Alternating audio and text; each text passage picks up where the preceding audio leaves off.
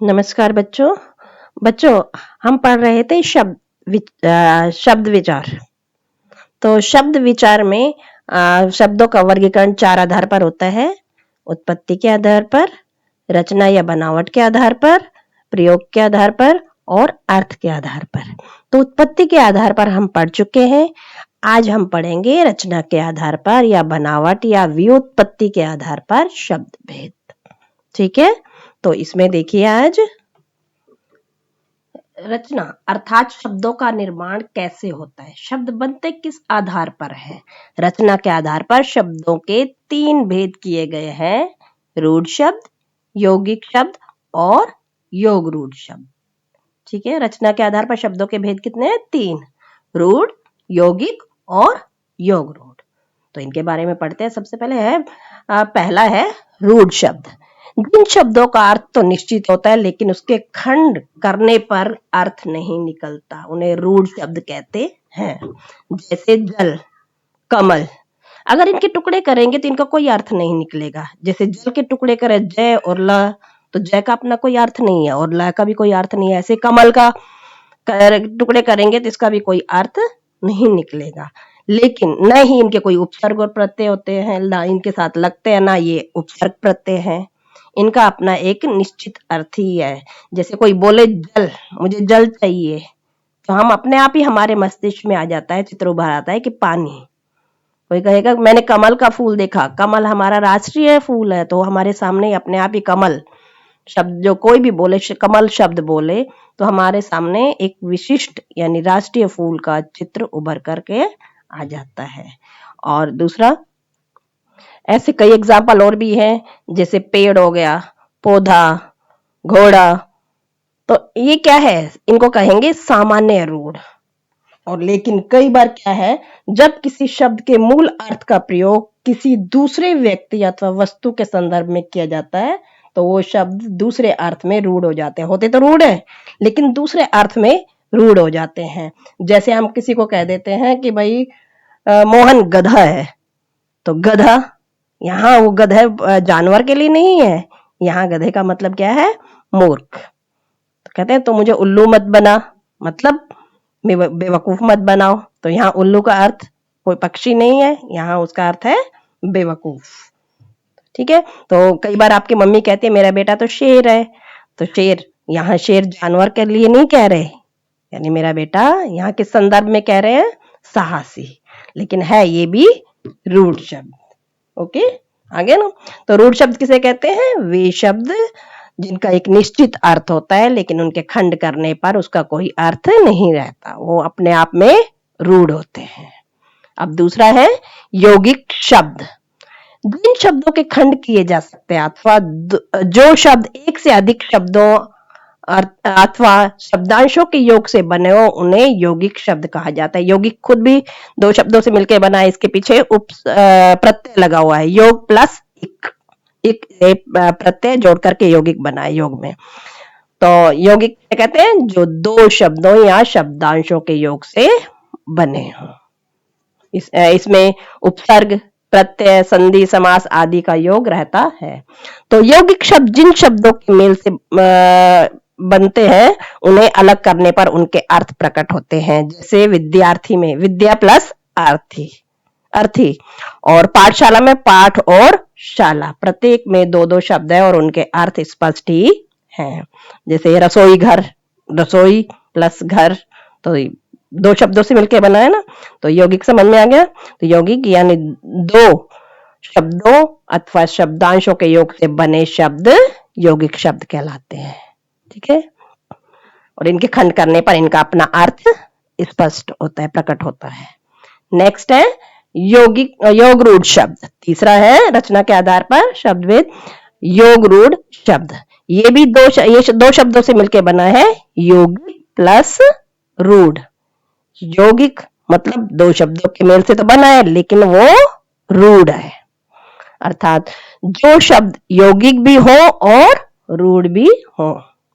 जो शब्द यौगिक होते हुए भी किसी निश्चित अर्थ को प्रकट करता है उस शब्द को योग रूढ़ कहते हैं। आगे यही दोनों के मेल से बना है, यौगिक भी है और रूढ़ भी है। जैसे जलज।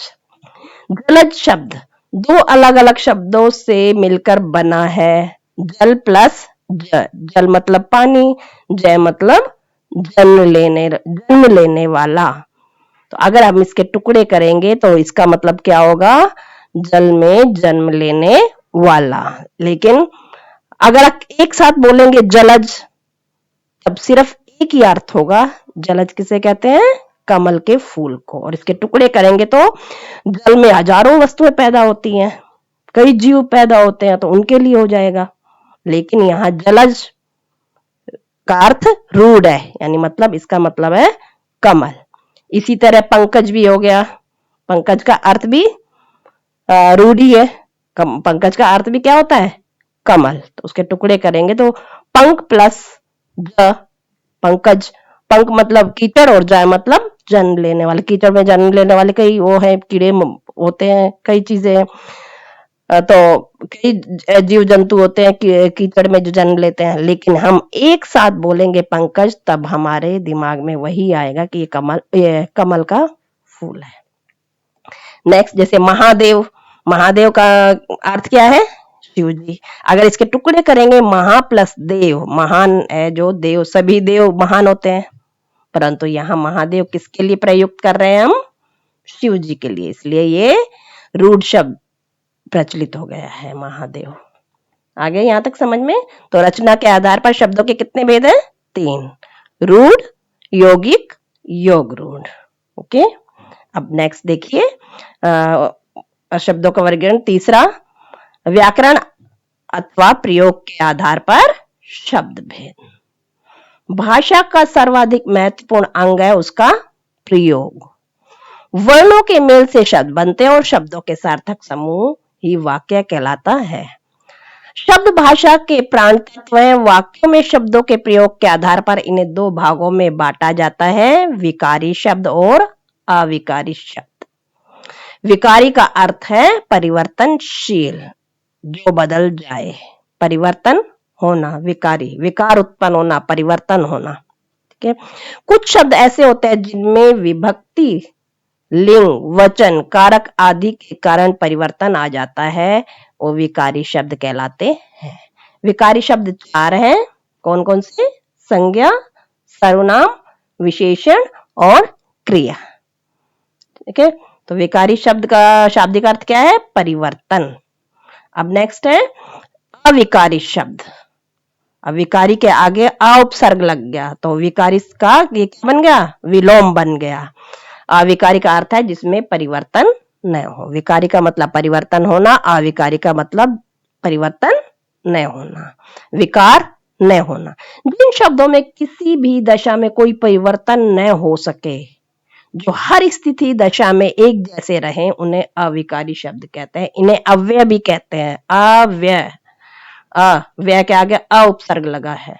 व्यय मतलब खर्च होना, और आगे लगा दिया तो खर्च नहीं होना। ठीक है। तो अविकारी शब्द भी 4 हैं। कौन कौन से हैं? देखिए, क्रिया विशेषण, संबंध बोधक, समुच्चय बोधक और विस्मय आदि बोधक। विकारी शब्द भी 4 प्रकार के हैं, संज्ञा, सर्वनाम, विशेषण और क्रिया। और अविकारी भी 4 प्रकार के होते हैं, क्रिया विशेषण, संबंध बोधक, समुच्चय बोधक और विस्मय आदि बोधक। तो इनके बारे में हम विस्तार से आगे पढ़ेंगे, आगे चैप्टर्स में पढ़ेंगे। ठीक है ना। अब है चौथा, अर्थ के आधार पर शब्दों के भेद। तो अर्थ के आधार पर शब्दों के 4 भेद होते हैं, एकार्थी, अनेकार्थी, पर्यायवाची और विलोम। पहला है एकार्थी शब्द। एक ही अर्थ वाले शब्द, एक प्लस अर्थी यानी एक अर्थ वाले शब्द जिनका एक ही अर्थ होता है, उसके और कोई अर्थ नहीं निकलता। लोहा, लोहा लोहा ही होता है, इसका कोई अर्थ दूसरा नहीं होगा। ईंट का एक ही अर्थ होता है, दीवार हो गया, पानी हो गया, हाथी हो गया, घोड़ा हो गया, इन सब के एक ही अर्थ होता है, एक से अधिक अर्थ नहीं होते। एक अर्थ वाले जो है उन्हें एकार्थी शब्द कहेंगे। अब नेक्स्ट है अनेकार्थी शब्द। एक से अधिक अर्थ वाले शब्द, जैसे कर, कर के अर्थ कई होते हैं। कर का मतलब हाथ भी होता है, कर का मतलब करना भी होता है, कर का मतलब टैक्स भी होता है, कर का मतलब किरण भी होता है, सूंड भी होता है। इसी तरह आप जल ले सकते हो। जल का मतलब पानी भी होता है, जल का मतलब ईर्ष्या भी होता है और जल का मतलब जलना भी होता है। ठीक है। नेक्स्ट है हमारा पर्यायवाची शब्द। जिन शब्दों के अर्थों में समानता हो और जो एक ही वस्तु के व्यंजक हो, जैसे कमल, जलज, पंकज, तीनों का मतलब एक ही है। ठीक है ना। ऐसे आप और भी कई ऐसे ले सकते हैं, जैसे सूरज का लो, सूर्य, भानु, दिनकर, सूरज, तो सबका मतलब एक ही है। नेक्स्ट है विलोम शब्द। उल्टा अर्थ देने वाले शब्द विपरीतार्थक या विलोम शब्द कहलाते हैं, जिनके उल्टे अर्थ हो एक दूसरे के। जैसे अंदर का बाहर, उठना बैठना, रात दिन। ठीक है। अगले अध्याय में इन सब पर विस्तार पूर्वक विचार किया जाएगा। और कहते हैं कि भाई शब्द विचार तक हमारी आधी से ज्यादा व्याकरण खत्म हो जाती है। सारी ज्यादातर व्याकरण इसी पर ही निर्भर है, इसी में ही निहित है। इसके बाद सिर्फ वाक्य विचार रह जाएगा। तो अभी हम इसके बाद इस वीडियो के बाद हम इन सब के बारे में विस्तार से पढ़ेंगे। ठीक है। चलो ओके, समझ में आया ना? या दोबारा रिवाइज करवाऊं? शब्दों का वर्गीकरण कितने आधार पर होता है? 4 आधार पर। उत्पत्ति के आधार पर, रचना के आधार पर, प्रयोग के आधार पर और अर्थ के आधार पर। तो उत्पत्ति के आधार पर 5 भेद है: तत्सम, तद्भव, देशज, विदेशी और संकर। ठीक है। रचना के आधार पर 3 भेद है: रूढ़, यौगिक, योग रूढ़। ठीक है। और इसके बाद है प्रयोग के आधार पर 2 हैं: विकारी और अविकारी। विकारी के 4 भेद है। कौन कौन से? संज्ञा, सर्वनाम, क्रिया और विशेषण। और अविकारी के भी 4 है: क्रिया विशेषण, संबंध बोधक, समुच्चय बोधक और विस्मयादि बोधक। और अर्थ के आधार पर भी 4 भेद है: एकार्थी, अनेकार्थी, पर्यायवाची और विलोम। और इसके अलावा और भी है वाक्यांशों के लिए एक शब्द, यानी अनेक शब्दों के लिए एक शब्द भी इसी में आता है। शब्द युग्म भी इसी में ही आता है। अर्थ के आधार पर शब्दों के भेद जो है उसी में ही आता है। और श्रुति सम भिन्नार्थक शब्द सुनने में एक जैसे हों लेकिन अर्थ उनके भिन्न होते हैं, वो भी अर्थ के आधार पर शब्दों के भेद के अंतर्गत आता है। ठीक है, आया ना समझ में? चलो ओके बेटा।